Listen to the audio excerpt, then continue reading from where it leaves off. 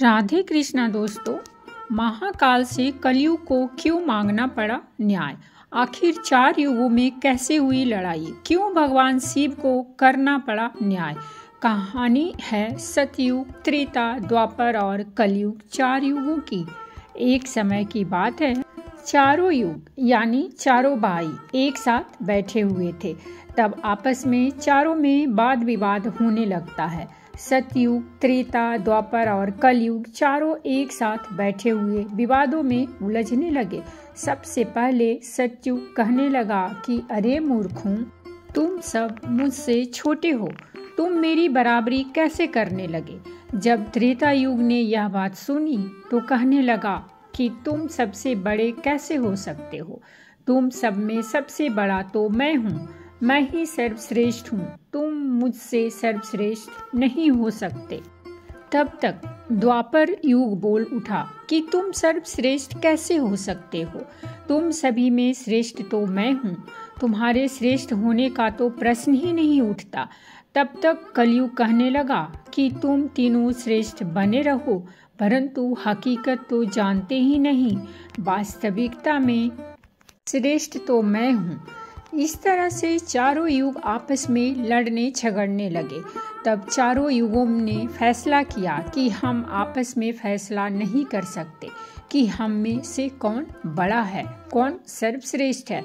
इसका फैसला तो भगवान भोलेनाथ ही करेंगे। चलिए वहाँ चलते हैं। भोलेनाथ तो आदि और अनंत हैं। चलिए उन्हीं के पास कैलाश पर चलते हैं। वही हमें बताएंगे कि हम में से कौन बड़ा है और कौन छोटा है। इसका निर्णय स्वयं भगवान शंकर करेंगे। इसका निर्णय हम नहीं कर सकते। चारों युगों ने मिलकर योजना बनाई कि चलिए कैलाश पर चलते हैं। चारों युग कैलाश पर्वत पर चले जाते हैं। जब वह कैलाश पर्वत पर पहुंचते हैं तो द्वारपाल उन्हें रोक लेते हैं। द्वारपाल कहते हैं कि तुम चारों कौन हो और कहाँ जा रहे हो? तो चारों युग कहने लगे कि हे द्वारपाल, हम भगवान शिव से मिलना चाहते हैं, उन्हें हमारी आने की सूचना दीजिए।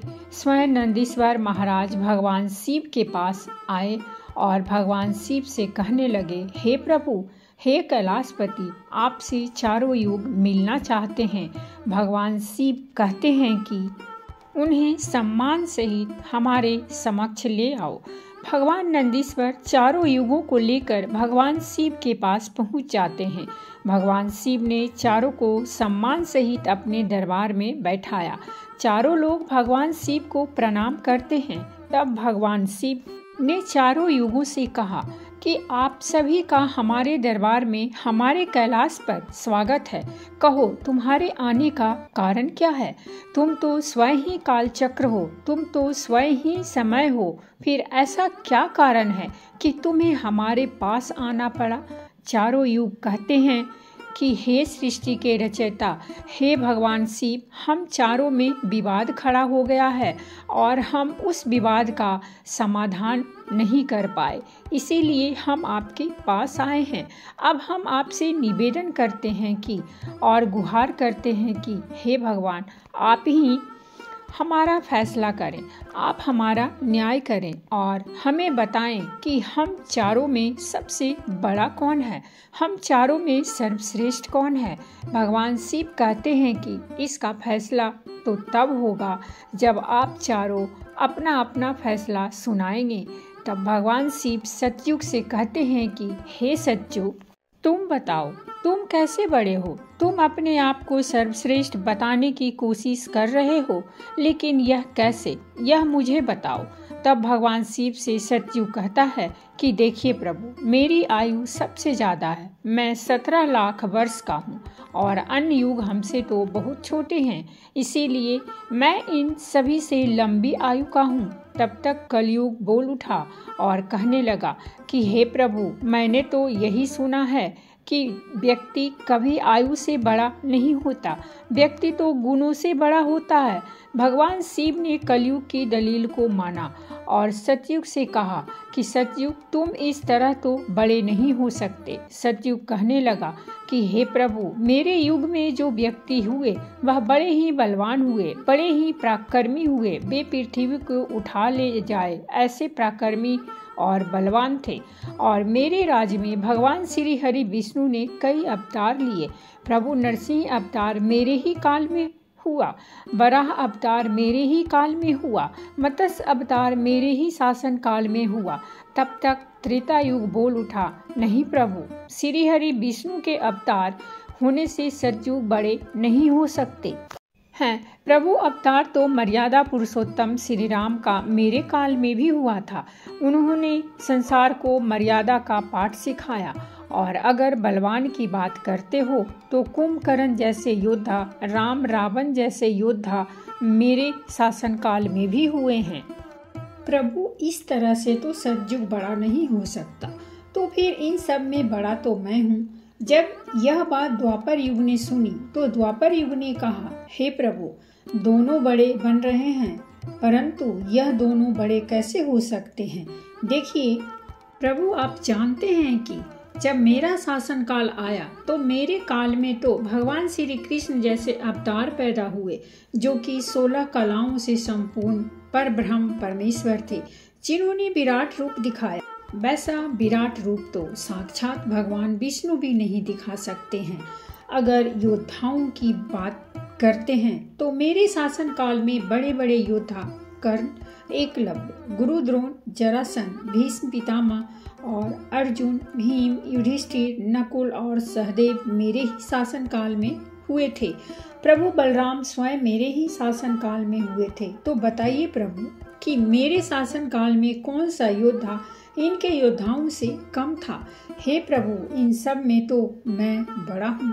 तब तक कलयुग बोल उठा। कलयुग कहता है कि हे प्रभु, मैं उनकी बातें मान लेता हूँ। उनके शासन काल में जो भी योद्धा हुए, जो भी अवतार हुए, उनमें कई कमजोरियां पाई गई थी, और जिनके शासन काल में कमजोरी वाले मनुष्य हों वह सर्वश्रेष्ठ कैसे हो सकता है?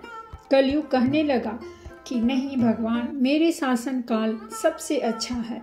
मेरे युग में व्यक्ति के भोग विलास के लिए कई सुविधाएं हैं।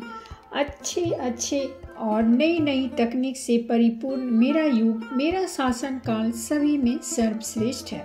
जब भगवान शिव ने चारों युग सतयुग, त्रेता, द्वापर और कलयुग की वाणी सुनी, चारों के उत्तर सुने, चारों की बहस सुनी, तो भगवान शिव अपने मन में विचार करने लगे और सोचने लगे कि इनका फैसला कैसे किया जाए। पास में ही माता पार्वती बैठी थी। माता पार्वती कहती हैं कि हे प्रभु, अगर आप ही इनका फैसला नहीं कर पाए तो फिर इनका फैसला कौन करेगा? फिर तो चारों भाई आपस में ही मर जाएंगे। हे महादेव, इसीलिए आप ही इनका फैसला कीजिए। सभी देवता मिलकर भगवान शिव से कहने लगे कि हे भोलेनाथ, आप ही इनका फैसला करें, नहीं तो चारों युग अगर आपस में लड़ने लगे तो फिर क्या होगा? सृष्टि का काल चक्र रुक जाएगा, समय का प्रवाह रुक जाएगा। भोलेनाथ, आप ही कुछ कीजिए। भगवान शिव कहते हैं कि ठीक है, मैं समस्त गणों की बात मानता हूँ, मैं इन चारों युगों का फैसला करूँगा। भगवान शिव ने चारों लोगों से कहा कि चलो ठीक है, मैं तुम चारों की परीक्षा लूँगा और जो परीक्षा में सफल हुआ वही सबसे बड़ा होगा। सतयुग बोल उठा कि हे भगवान, आप जो चाहें वह परीक्षा ले लीजिए, लेकिन सबसे बड़ा तो मैं ही रहूँगा। कलयुग कहता है, हे प्रभु, हम भी परीक्षा देने के लिए तैयार हैं, आप तो बस परीक्षा लीजिए। चारों युग परीक्षा देने के लिए तैयार हो जाते हैं। भगवान शिव ने 100 टन वजन का एक लोहे का परसा लिया और कैलाश पर्वत के नीचे एक तलहटी में रख दिया और उस परसा के पास में ही एक चावल का ढेर लगा दिया। भगवान शिव ने चारों युगों को बुलाया और कहा कि तुम चारों की परीक्षा अभी हो जाएगी। भगवान शिव सतयुग से कहते हैं कि सतयुग, मेरे 500 गण यहाँ बैठे हैं और इस परसे में रखे हुए चावल को बनाना है, तो इन चावलों को तुम्हारे युग का व्यक्ति ही बनाएगा और मेरे यहाँ जितने गण हैं वह सब भोजन करेंगे। भगवान शिव कहते हैं, हे सज्जो, तुम तुम्हारे युग का व्यक्ति बुलाओ और उसे भोजन बनाने के लिए भेज दो। हम सभी लोग यहाँ खड़े होकर देख रहे हैं। जब भगवान शिव की बात सज्जुग ने सुनी तो एक बहुत बड़ा बलवान योद्धा सज्जुग के लिए बुलाया और कहा कि जाओ, इस परसा में चावल बना करके भगवान शिव के इन सभी गणों को भोजन कराओ। अपने महाराज का आदेश सुनकर के सज्जु का आदमी चलता है और वहां जाकर देखता है कि उस परसे का भार 100 टन से ऊपर है, हजारों मन से ऊपर का परसा है। पर वह तो सज्जु के युग का व्यक्ति था, वह बड़ा ही बलवान था। उसने एक बहुत बड़ी भट्ठी खोदी। भट्ठी खोदने के बाद पेड़ों को तोड़ कर के लाया और उसने अग्नि जलाई। अग्नि जलाने के बाद परसे को एक हाथ से उठाया और उठा करके भट्ठी पर रख दिया और चावल उठाया और परसा में डाल दिया, पानी डाल दिया और चावल बना दिया। जब बहुत विशाल परसा में चावल बन गए तो उस व्यक्ति ने सज्जु का समस्त गणों को बैठाया, पत्तल दिया और चावलों से भोजन करा दिया। अपना कार्य पूरा करके वह अपने मालिक सज्जु के पास आया और कहने लगा कि हे प्रभु, मैं जा रहा हूँ, अब मेरा काम हो गया है। भगवान विष्णु और अन्य लोग यह सब देख रहे थे। फिर भगवान शिव त्रेता युग से कहते हैं कि हे त्रेता, तुम अपने युग के व्यक्ति को भेजो और यह परसा जो रखा हुआ है इसे मैं अपनी माया से हटा देता हूँ और इसी के समान दूसरा परसा बना देता हूँ। अब तुम अपने युग के व्यक्ति से इसमें चावल को बनवाओ और मेरे 500 गणों को भोजन कराओ। तो त्रेता युग ने कहा, ठीक है प्रभु, जैसी आपकी आज्ञा। त्रेता युग ने भी अपना एक महान योद्धा कुंभकर्ण जैसा बलवान प्रकट किया और उसको आदेश दिया कि जो तलहटी में नीचे हजारों टन का परसा रखा हुआ है, इसमें हजारों मन जो चावल रखा है उसे बनाना है, पकाना है और जब चावल पक करके तैयार हो जाए तो इन 500 गणों को खाना खिलाना है। त्रेता युग का व्यक्ति भी बड़ा ही बलवान था। वह उस परसे के पास आया, पास में एक भट्ठी खोदी और उस परसे को दोनों हाथों से उठा करके भट्ठी पर रख दिया और ऊपर से रखने के बाद अग्नि जलाई और अग्नि जलाकर उसमें चावल डालकर चावल पक करके तैयार हो गए।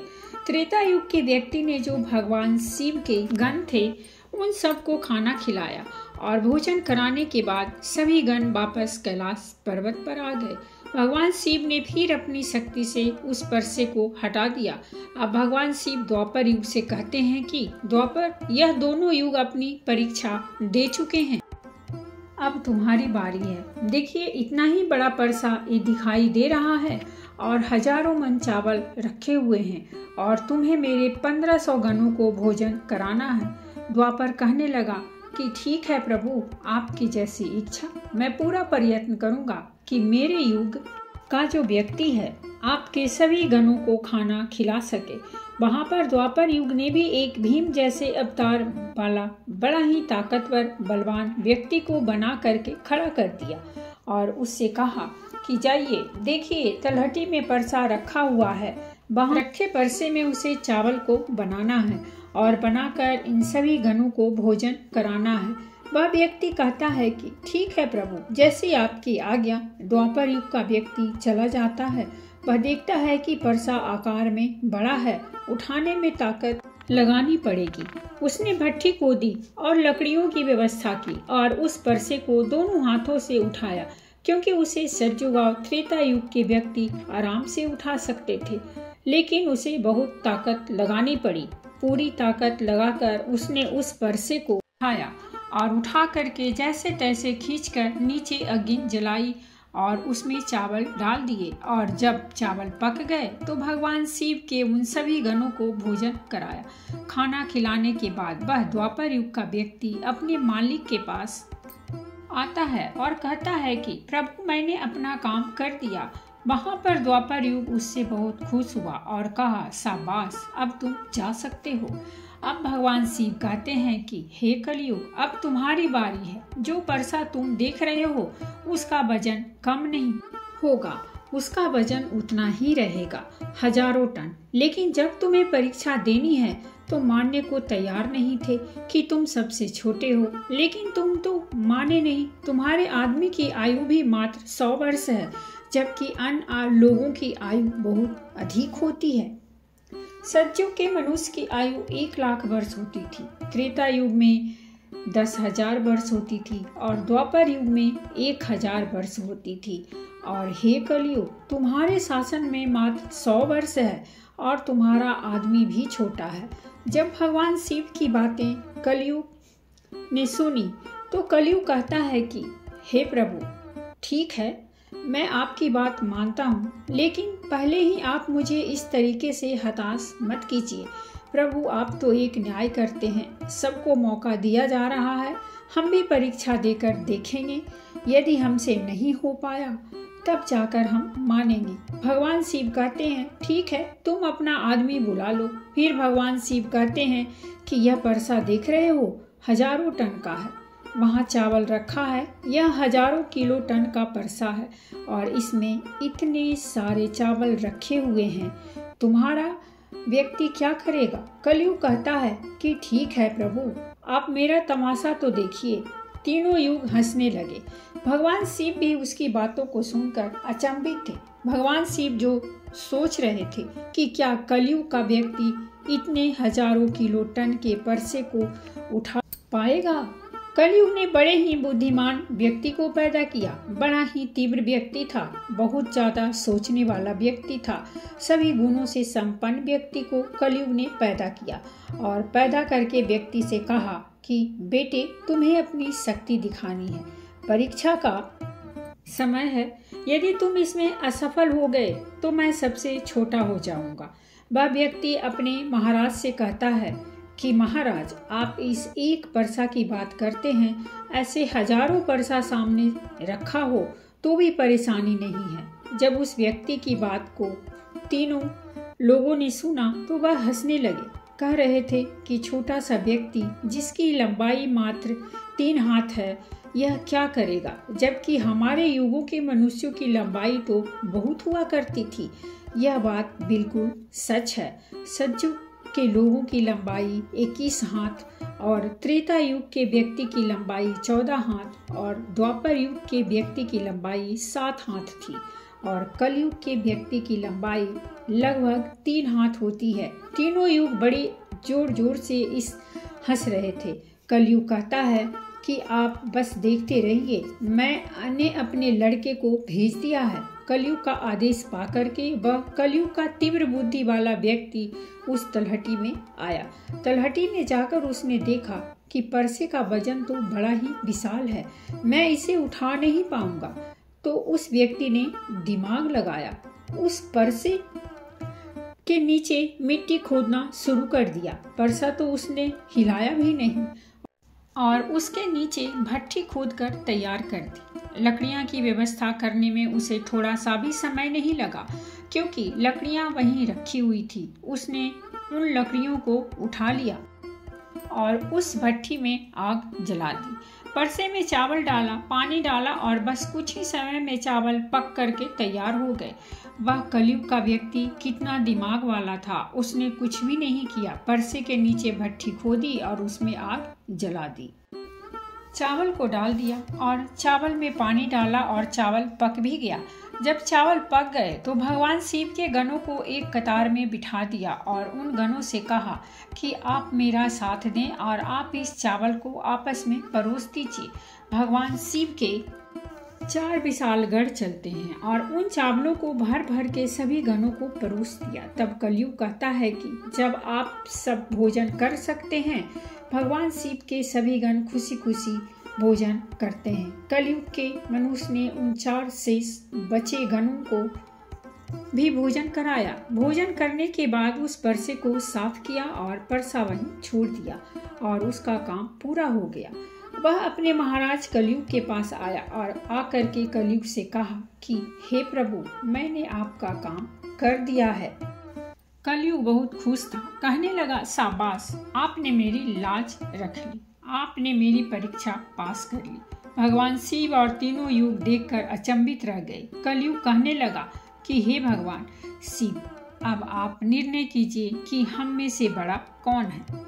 भगवान शिव मन में विचार करने लगे और सोच करके जवाब दिया। भगवान शिव कहते हैं कि मैंने तुम चारों की परीक्षा देखी। जब सज्जों का व्यक्ति आया तो उसने अपनी ताकत लगाई और ताकत लगाकर परसे को उठाकर के अग्नि पर रख दी और स्वयं ही मेरे सभी गणों को चावल परोसा।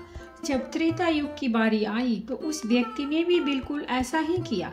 परसे को उठाया, भट्ठी पर रखा, उसमें चावल डाला, पानी डाला और उसे पकाया और सबको खिलाया। और इसी तरह से द्वापर युग के व्यक्ति ने भी किया। परंतु आपने देखा कि मात्र 3 हाथ का व्यक्ति, इसकी बुद्धि देखिए कितना विशाल परसा था, शायद उसे हिला भी नहीं सकता था।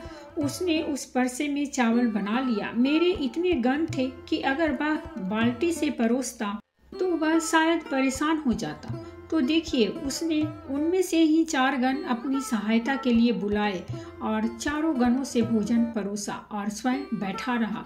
यह तो बड़ा बुद्धिमान व्यक्ति हुआ, यह तो बड़ा ही बुद्धिमान युग हुआ। भगवान शिव कहते हैं कि कलयुग की बुद्धिमानी व्यक्तियों का युग होगा, इसमें मशीनों का आविष्कार होगा, बड़े बड़े दिमागधारी होंगे। भगवान शिव कहते हैं कि तुम सब युग जैसा शासन करते आए हो, ठीक है, तुम्हारे युगों में मनुष्य धार्मिक हों, लेकिन तुम्हारे युग के व्यक्तियों में बुद्धि का अभाव था। उन्होंने कभी अपनी बुद्धि का उपयोग नहीं किया। नहीं तो कुंभकर्ण, रावण, इनके जैसे महान योद्धा जिनको मारने के लिए स्वयं भगवान अवतार लेकर आए, वह इतना मूर्ख थे, यह नहीं जान सके कि यह भगवान है, यह सृष्टि के रचनाकार हैं, और उनसे युद्ध किया और सभी के सभी मारे गए। कलयुग के व्यक्ति को देखो आप, वह कितना बुद्धिमान है, और आगे आने वाले युगों में कलयुग के राज में वैसे ही बुद्धिमान व्यक्ति देखने को मिलेंगे। तो भगवान शिव ने फैसला किया कि तुम चारों में सबसे बड़ा कलयुग होगा। कलयुग मशीनों का युग होगा। कली का नाम है मशीन और युग माने समय। कलयुग मशीनों का समय होगा। इस समय बड़ी बड़ी मशीनों का आविष्कार होगा, जो कि सतयुग, त्रेता युग और द्वापर युग में नहीं हो पाएगा। भगवान शिव की बातें सुनकर वह चारों युग भगवान शिव की बात मान लेते हैं और चारों युग अपने अपने धर्मों को और अपने अपने राज्यों की ओर लौट जाते हैं। इस प्रकार भगवान शिव ने चारों युगों का फैसला किया। जय श्री राम। तो दोस्तों, ये थी हमारी आज की कहानी, और अगर कहानी अच्छी लगी हो तो प्लीज़ हमारे चैनल को सब्सक्राइब कीजिए, वीडियो को लाइक और शेयर जरूर कीजिए। कहानी सुनने के लिए बहुत बहुत धन्यवाद। मिलते हैं हम एक नई कहानी के साथ।